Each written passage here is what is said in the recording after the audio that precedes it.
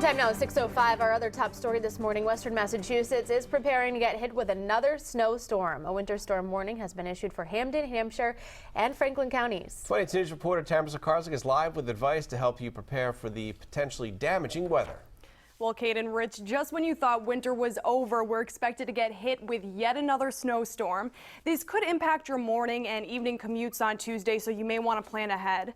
The winter storm warning will begin at 5 o'clock tomorrow morning. That's when we should start to see heavy snow and strong winds. The storm could potentially cause some power outages in certain areas. So if you lose power and have a generator, National Grid is reminding you to only turn it on outside. Using a generator inside your house can be extremely dangerous because the fumes can cause carbon monoxide to build up. National Grid also wants you to keep an eye on your gas meters and vents. Ice and snow can damage them and even cause a gas leak. To prevent that from happening, National Grid says you should make sure your gas meter's clear of any snow and ice. If you think there could be a gas leak, you should leave the house immediately and call your gas company. 22 News is your home for all storm coverage over the next couple of days.